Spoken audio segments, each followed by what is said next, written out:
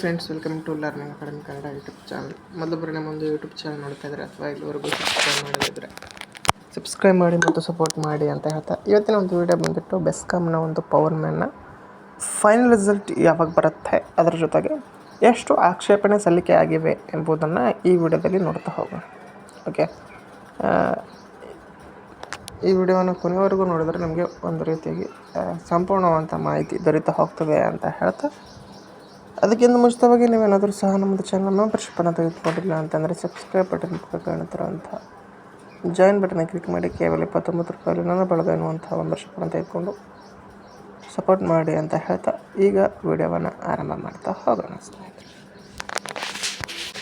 ಮೊದಲಿಗೆ ಬಂದುಬಿಟ್ಟು ಇದರಲ್ಲಿ ಬೆಸ್ಕಾಮ್ ಫೈನಲ್ ರಿಸಲ್ಟ್ಗಿಂತ ಮುಂಚಿತವಾಗಿ ಎಷ್ಟು ಆಕ್ಷೇಪಣೆ ಸಲ್ಲಿಕೆ ಆಗಿವೆ ಅಂತೇಳಿ ನೋಡೋಣ.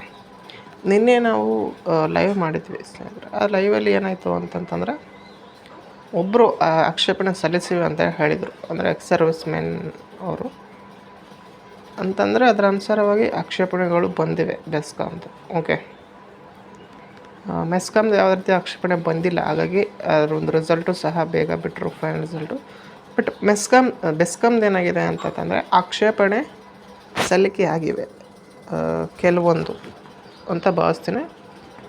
ಎಷ್ಟಾಗಿವೆ ಅಂತೇಳಿ ಗೊತ್ತಿಲ್ಲ, ಬಟ್ ನಿನ್ನೆ ಒಂದು ಲೈವಲ್ಲಿ ಹೇಳಿದ ಪ್ರಕಾರ ಒಂದು ಮಾತ್ರ ಆಕ್ಷೇಪ 100% ಸಲ್ಲಿಕೆ ಆಗಿದೆ. ಬಟ್ ಇನ್ನೂ ಸಹ ಕೆಲವೊಂದು ಆಗಿರಬಹುದು ಅನಿಸುತ್ತೆ.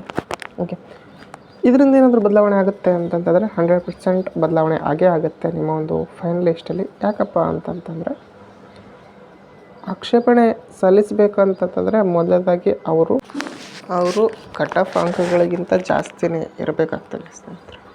ಓಕೆ, ಕಟ್ ಆಫ್ ಅಂಕಗಳಿಗಿಂತ ಜಾಸ್ತಿ ಇದ್ದರೆ ಮಾತ್ರ ಆಕ್ಷೇಪಣೆಯನ್ನು ಸಲ್ಲಿಸಬೇಕಾಗ್ತದೆ. ಹಾಗಾಗಿ ಅವರೇನಾದರೂ ಆಕ್ಷೇಪಣೆ, ಅವರಂತಲ್ಲ ಯಾರೇ ಆಗಲಿ ಆಕ್ಷೇಪಣೆ ಸಲ್ಲಿಸಬೇಕಂತಂದರೆ ಮಿನಿಮಮ್ ಕಟ್ ಆಫ್ ಎಷ್ಟಿದೆ ಅದರಿಗಿಂತ ನಿಮ್ಮ ಕೆಟಗರಿಯಲ್ಲಿ ಜಾಸ್ತಿ ಇತ್ತು ಅಂತಂದರೆ 100% ನೀವು ಆಕ್ಷೇಪಣೆಯನ್ನು ಸಲ್ಲಿಸ್ಬೋದು. ನೀವು ಫಿಸಿಕಲ್ ಕ್ವಾಲಿಫೈ ಆಗಿದ್ರಿ ಮತ್ತು ಕಟ್ ಆಫ್ಗಿಂತಲೂ ಜಾಸ್ತಿ ಕಟ್ ಆಫ್ ಇತ್ತು, ಪರ್ಸೆಂಟೇಜ್ ಇತ್ತು ಅಂತಂತಂದರೆ ನೀವು 100% ಸೆಲೆಕ್ಟ್ ಆಗ್ತೀರಾ. ನಿಮ್ಮ ಪೊಸಿಷನಲ್ಲಿ ಯಾರಿದ್ದಾರೋ ಅವರನ್ನು ತೆಗೆದು ನಿಮಗೆ ಅಲ್ಲಿ ಜಾಬ್ ಸಿಗುತ್ತೆ.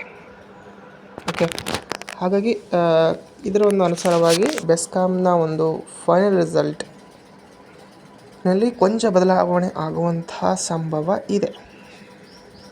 ಓಕೆ, ಇನ್ನು ನೆಕ್ಸ್ಟ್ ಇದರ ಒಂದು ರಿಸಲ್ಟ್ ಯಾವಾಗ ಬರ್ಬೋದು ಅಂತ ನೋಡಿದಾಗ, ಇದರ ಒಂದು ರಿಸಲ್ಟು ಈ ರೀತಿಯಾಗಿ ಆಕ್ಷೇಪಣೆಗಳು ಏನಾದರೂ ಜಾಸ್ತಿ ಬಂದಿದ್ವು ಅಂತಂತಂದರೆ ಸ್ವಲ್ಪ ಡಿಲೇ ಆಗುತ್ತೆ. ಇಲ್ಲ ಅಂತಂತಂದರೆ ನಿಮ್ಮ ಒಂದು ರಿಸಲ್ಟು ಮುಂದಿನ ವಾರದಲ್ಲಿ ಅಥವಾ ನಾಳೆ ಶನಿವಾರ ಬರಬಹುದು. ಇಲ್ಲ ಅಂತಂದರೆ ಮುಂದಿನ ವಾರದಲ್ಲಿ ನಿಮ್ಮ ರಿಸಲ್ಟು 100% ಬರುತ್ತೆ. ಓಕೆ, ಮುಂದಿನ ವಾರದಲ್ಲಿ ನಿಮ್ಮ ಒಂದು ರಿಸಲ್ಟ್ ಬರುವಂತಹ ಎಲ್ಲ ಲಕ್ಷಣಗಳು ಇವೆ ಅಂತ ಹೇಳ್ತಾ,